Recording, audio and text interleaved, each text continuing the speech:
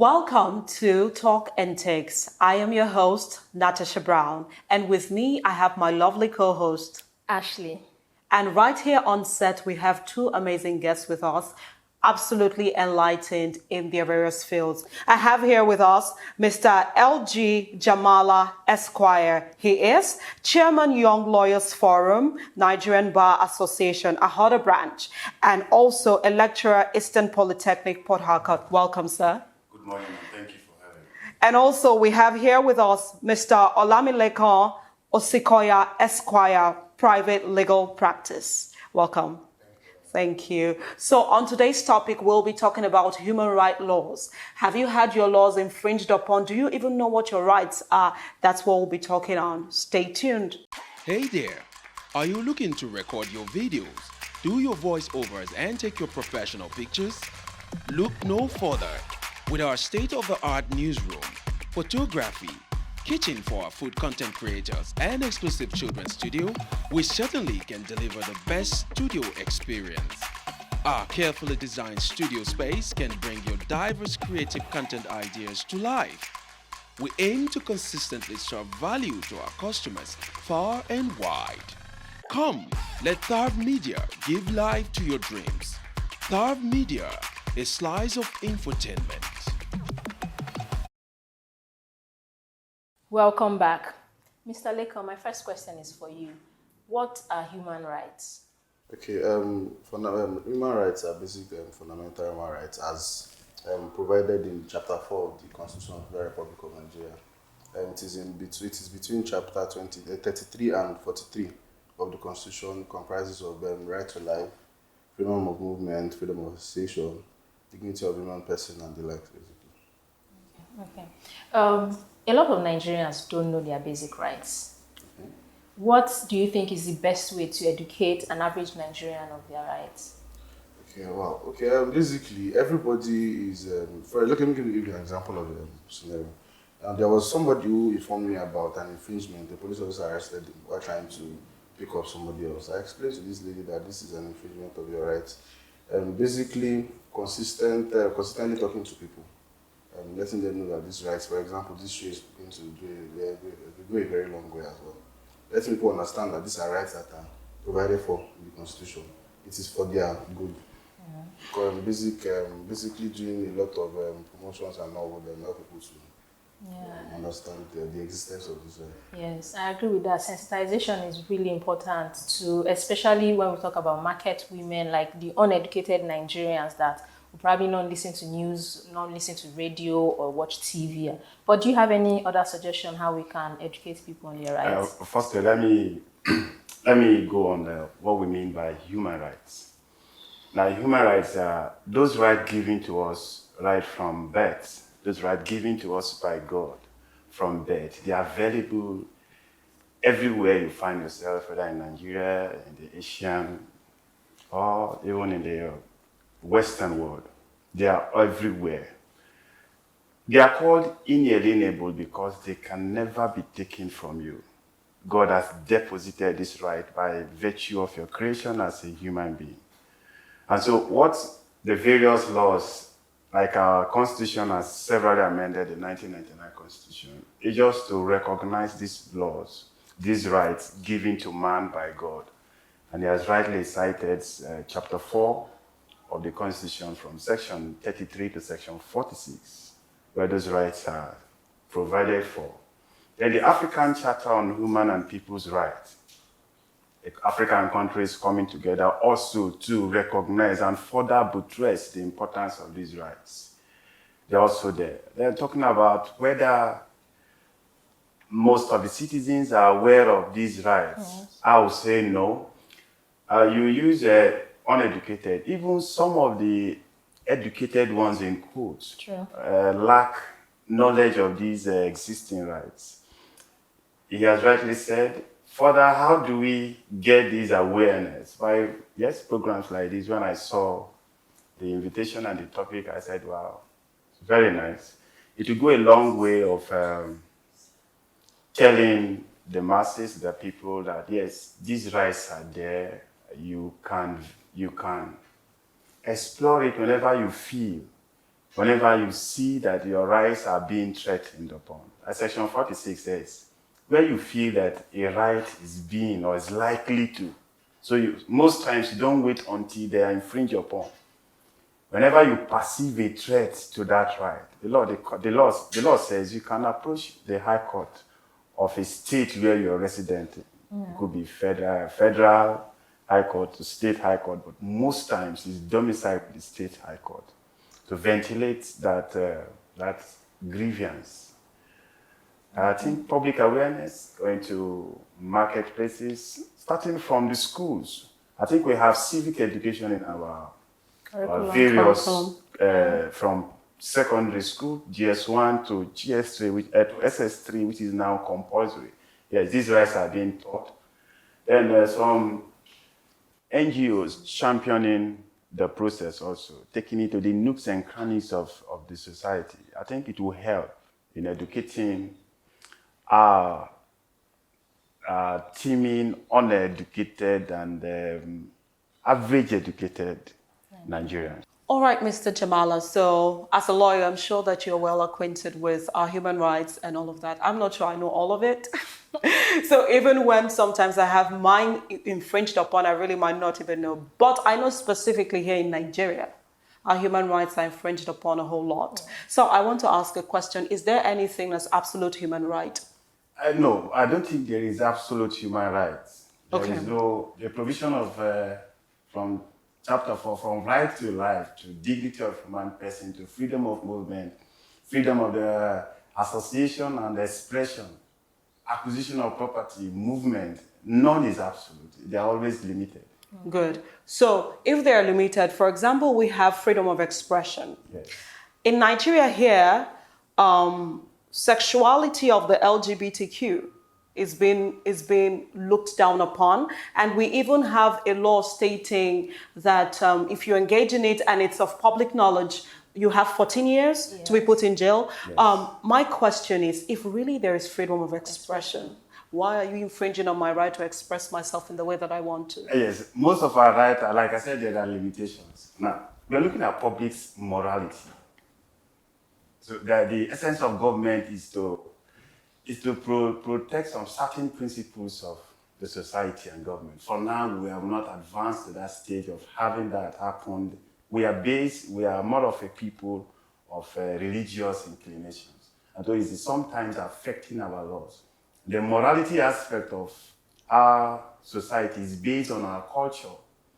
So for now, I think the right does not include that expression. That expression is taking it is overextending, enlarging the so-called right of expression. So that means, so if that is so, that means our human rights laws should be open to change. To evolve with time. The law they say is an instrument of social change. Yes, the law changes as the society improves in its awareness and acceptance of some certain things. But for now, we are not ripe for that. That is.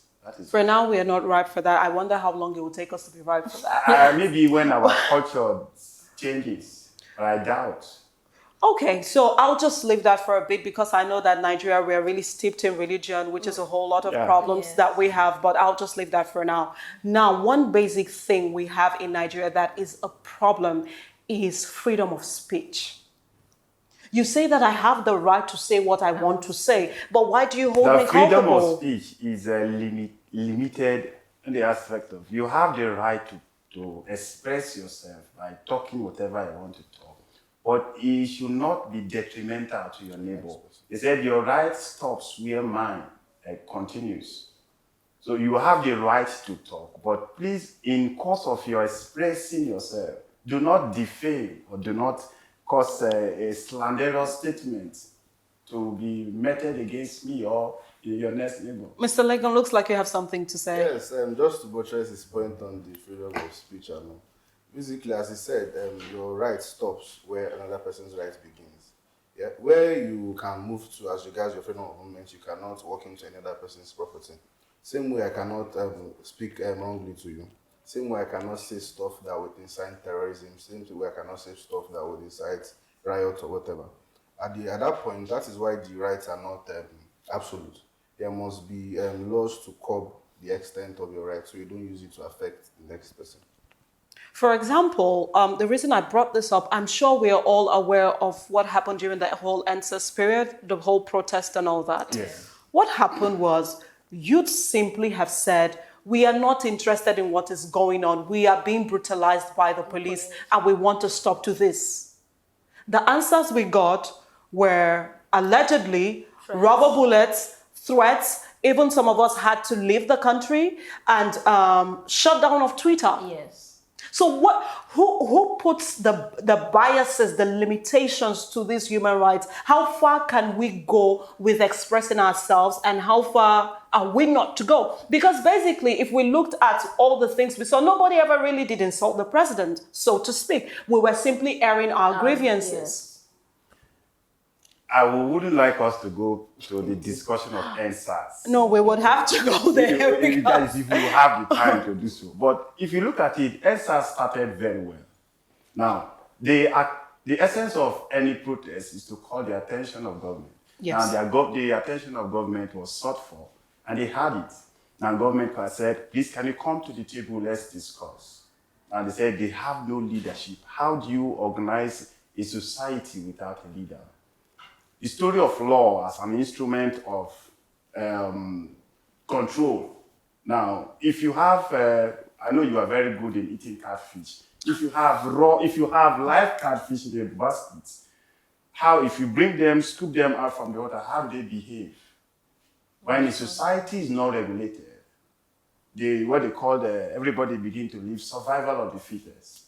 That is the strongest survives. Now, that is the essence of having the leadership. NSAS, like I said, started very well, but they derailed when they lost focus, when they allowed political actors to influence what they were doing. Now, government has said, please, can you leave the street? Come, let's discuss. You are saying we don't have a leadership structure to discuss with you. So should we allow them continue staying on the road? Like I said, your rights starts and begins where my own starts. Now, the closing of the Lekki toll gate affected the movement of several millions of persons who were not interested in that protest. Are you not also infringing on their right of movement? Have we bothered to ask ourselves that question? In civilized society, where people are protesting, they do it by the side, so they don't allow their own protest to affect the There's a movement. difference. Hong Kong did the same thing we did. It's different. In France, it's the same yes, thing. In so France, why was ours different? Ours was different because they had no structure. In fact, they had no focus. From NSAS, they brought about other 30-something list of certain which are politically. We had our 5 points agenda. You don't change a government by way of protest. The constitution provided for a way of changing government. Most of the youths don't even have their PVCs. And that is the way to change government. I don't want to mention names. One of them came out from a presidential election, lost not up to 2 votes. You want to use NSAS to change a government, and no reasonable government will fold its arms and allow Mr. Legon, persons to come through the you seem back to door. have a lot to say. Yeah, because there were a lot of personal experiences from the whole period. Because at that point, the roads were blocked in Lagos, yeah, and my office in Lagos had to shut down just for the period. A lot of other offices had to shut down. So at that point, the protest was beginning to affect another person's right to movement, another person's right to good life, basically, another person's right to his property. At that point now, it has gone beyond freedom of expression. We are now, in a way, breaching the right of another person. At that point, it now becomes the duty of the government to find a way to legally put a stop to it. They had invited them to vacate the streets. They had said that severally, but human beings are very stubborn in nature. All right, so Mr. Lincoln, I'll get back to you just after the short break. Hey there! Are you looking to record your videos, do your voiceovers, and take your professional pictures? Look no further. With our state-of-the-art newsroom, photography, kitchen for our food content creators, and exclusive children's studio, we certainly can deliver the best studio experience. Our carefully designed studio space can bring your diverse creative content ideas to life.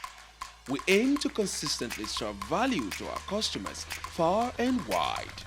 Come, let Thav Media give life to your dreams.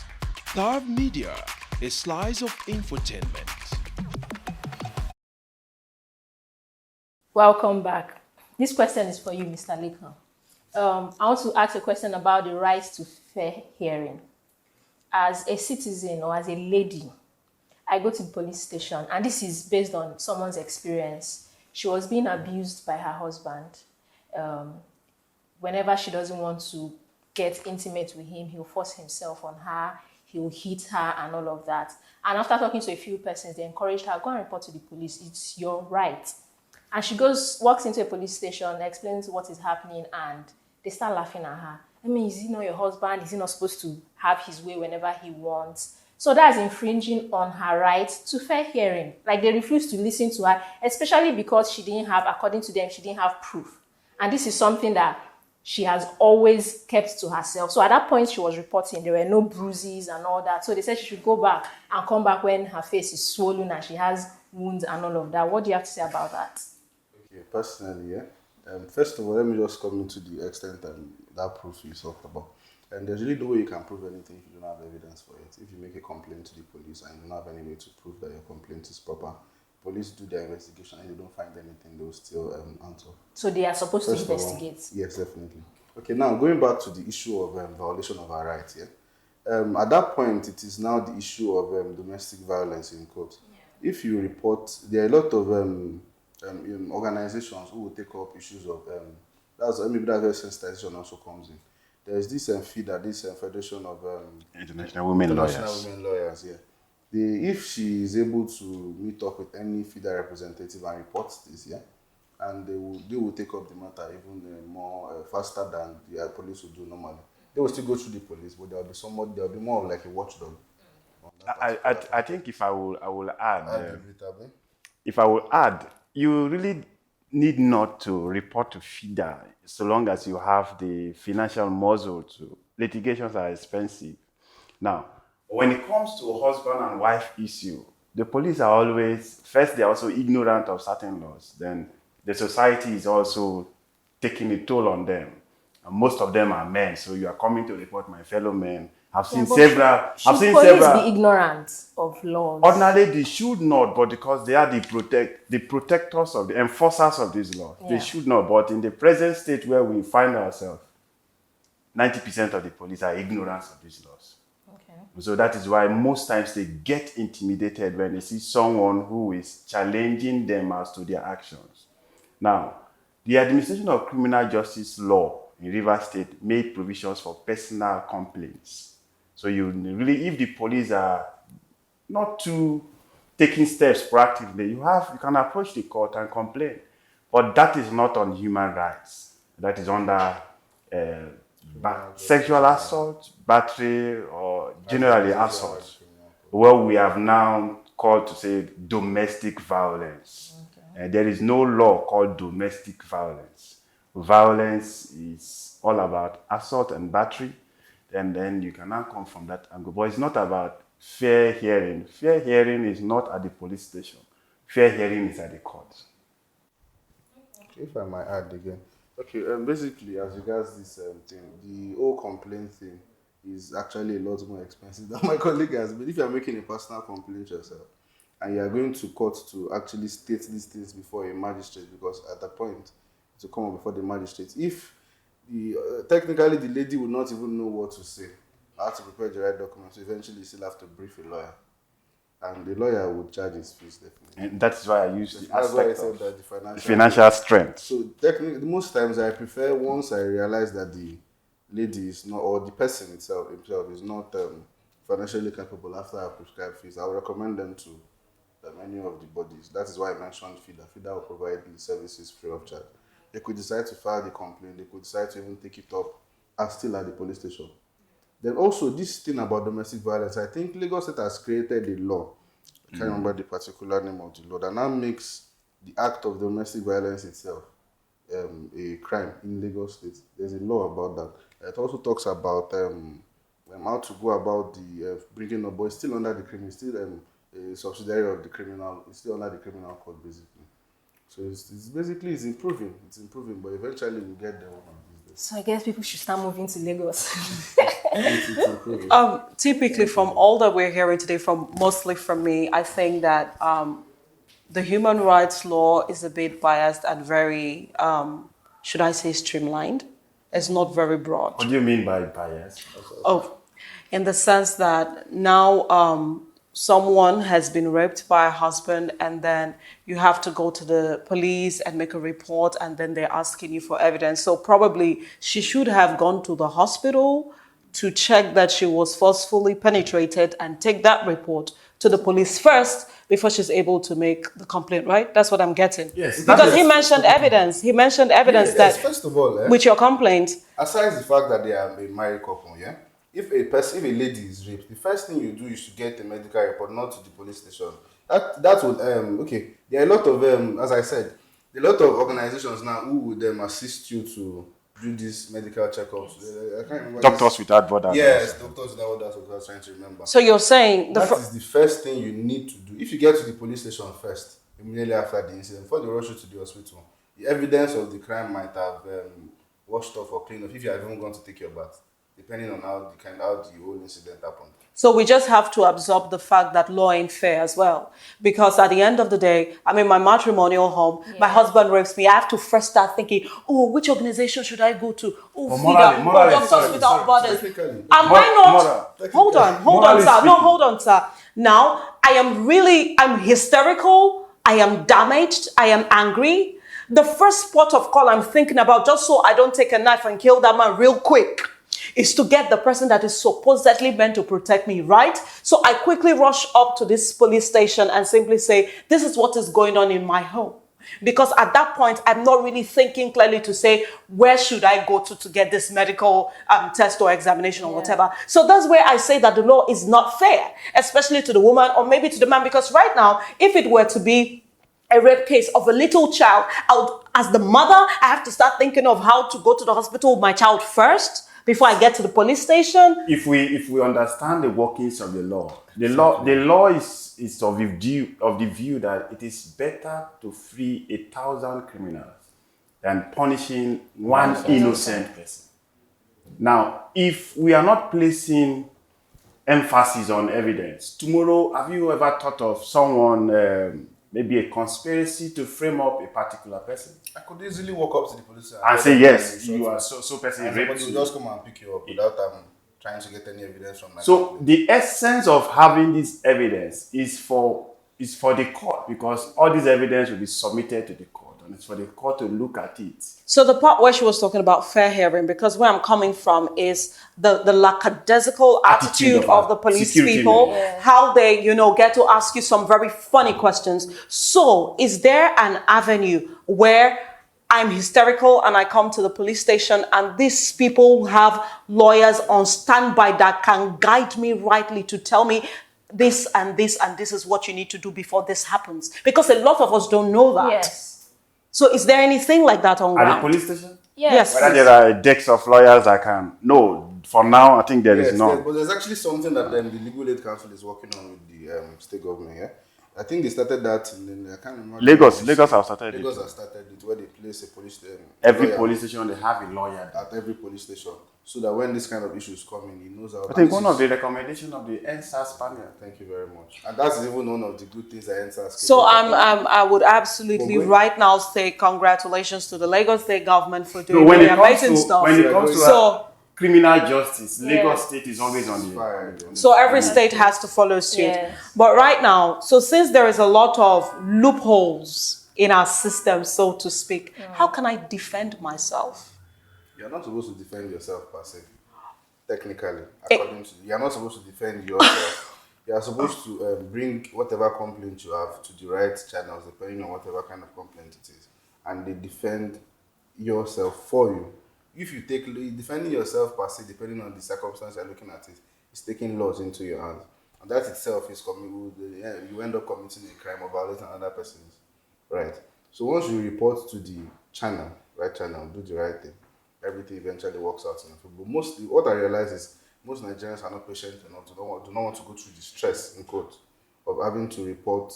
For example, this lady I told you about, a complaint that she was arrested in place of her brother. And I told her that let us make a complaint. And I even told her that I actually know somebody who I could report to that would, but that's just on the personal matter. I told her let us file a fundamental human rights action. She told me, no, she does not want to go through the stress of filing. She does not want to be going to court. She does not want to do this one. She does not want this. And I'll explain to her that if everybody is like this as regards human rights violation, to continue to happen. Up to date, I've not heard from the girl. Wow. So do you blame this? Do you blame the justice? Nigeria is It's hurting. because Nigeria it is because a lot of the time, that's why I don't asked get how the can I results defend you myself want. specifically. Why? Because a lot of time the system fails us and it works at a very stalled pace. Yes. So it's prolonged. I'm still with the trauma, but this case is prolonged and I'm seeming not to get justice. No, justice delayed is not justice denied. Right. Well- Most times, justice rushed is justice squashed. Because when you're trying to rush, justice is not even for you alone. Justice, they say, is three ways for the society, the accused, and the defendant. The complainant, the accused, and the society. So the justice you are looking for, the defendant, the person you accuse is also looking for justice. So if you rush it, if the court rushed into getting justice, they may not get it right.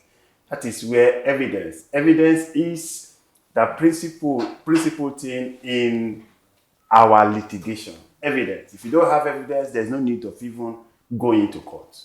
I will just pause on that for a second because I know that I have my takes on that. But real quickly, right here, we're still talking on human rights law. So, vigilante and jungle justice. I asked initially, how can I defend myself? Because unfortunately, most of the time, my system cannot defend me. Yeah. So, and he's saying, I'm not meant to defend myself. There is someone to defend me. There is a party to do that, but I cannot even trust them with that. So that's why. So You must learn to trust them, please. I will come back to that. But with security, you find out that in most estates or close, they get to have their own security man. And most of this time, when, for example, the vigilante groups, when they get to maybe catch a criminal or something, right there, jungle justice. I would like you to explain more on the law surrounding that. Jungle justice, vigilante groups, taking up arms to get to defend the typical civilian. Okay, as regards jungle justice, first of all, jungle justice itself is a crime. Basically, and also vigilante groups. I'm trying to define both of them before we go into the explanations and the rationales behind them. Now, vigilante groups are usually bodies of people set up by people themselves to serve as a small unit of security. Now, the essence of vigilante groups is where it came from. The foundation of vigilante groups is the law allows an individual to arrest somebody, then immediately hand them over to the police. Okay. That is the foundation for vigilante groups. You are not meant to be the judge and juror in the whole scenario. You catch somebody, immediately name the person, pour petrol and bomb. No, you are supposed to catch the person and hand over to the police station. Most times, I think the vigilante law of Anambra State thereabout provides that where a vigilante group catches a criminal, then you hand over to the police immediately. Then also, when you even register a vigilante group, you must register them with the nearest police station close to you. So if there's any issue, you know where to call, and somebody comes in from the police station too, and take over the suspect from you. So technically, you're not supposed to even handle everything yourself. You're supposed to just start with the preliminaries. And also, the essence of vigilante groups is now, I think the police just has about 372,000 policemen in Nigeria, and there are about almost 500 million Nigerians now. It is a lot of workload on the police. The police cannot be everywhere at the same time. That is the essence of vigilante groups itself. Now, where the vigilante groups takes law into the hand and start doing the job of the judge is where the line is drawn. Okay. And also, as regards jungle justice, first of all, that is a huge violation of the right of the person that you have arrested. Even though a person is accused of a crime, the law prescribes that person innocent until proven guilty. If you actually believe that person has committed that crime, there will definitely be proof. Hand that person over to the police. Give the proof to the police. The police will take over from them. Okay. Do you understand? All right. Thanks for the enlightenment. Okay, I just have one last question, and it has nothing to do with whether the police or the government. I'm coming from the angle of a parent, the right to privacy. And he said, as you're born, you're entitled to all these rights. So I believe that my child is entitled to these rights. But as a parent in this world of social media, you have to keep a close eye on your children. So some parents, even in the Western world, go as far as bugging their children's phone, tracking their children's phone, insisting that they have passwords to their social media accounts and all that. Do you think that's violating their privacy? Okay, technically, you're going into child rights law. Okay, but now, as a child, you are not an adult to defend to them. Sorry, you're still a dependent until you're 18. Yeah. So now you do not have right to make some decisions of your own in Nigeria until you are 18. So your parents technically are still in control of your life at that point. Even eventually, if your right is infringed upon, it's still your parents who would act as the persons that will take. You cannot take that matter to court yourself. Your parents will be the ones to pursue the action in court in your name anyway. Okay. There's a way with lawyers, I don't know if it's something like, there's a way a lawyer will draft it on the process to show that the child is a minor and it is the parents suing through the guardian or suing through the next friend, depending on the scenario. So at that point, to that extent, it is not an infringement on that child's right to have access, because how would you know how would you even be able to curtail some excesses? Yeah. Because the child is not an adult yet. Is not expected to make some kind of decisions on his own. Yeah. The law also protects that child to the extent of being within that age. There are some things that the child is not penalized for when he makes some decisions. For example, when the child commits some sort of crimes, instead of being convicted and sent to the prison, they take him to a remand home, because they believe that that child cannot make the right decision at that point, so he will not be blamed the same way an adult will be blamed. So at that point, the parent still is sort of like the guardian and overseer of the child. Yeah. They can take some sort of control measures over the child. Yeah. Remember, we have said from the onset, rights, generally, they are not absolute. There are limitations. So the rights of the child, limitation most times to the parents. The parents have the right to discipline where necessary, to prevent you from certain steps if you want to take. Even an adult, someone who is insane, those rights are ordinarily removed from him. The right to freedom of movement and private life. If it is for the purposes of protecting the person and also the society, the right should be removed from you. Okay. So the rights are not absolute. So the parents, a child's right to an extent, cannot be infringed by that of his parents. Okay. Thank you. Well, it's been an interesting conversation, but sadly, it has to end right now. Thank you so much for gracing us with your presence. And I hope you enjoyed this video. Don't forget to comment, don't forget to like and share. We'll see you next time. Bye.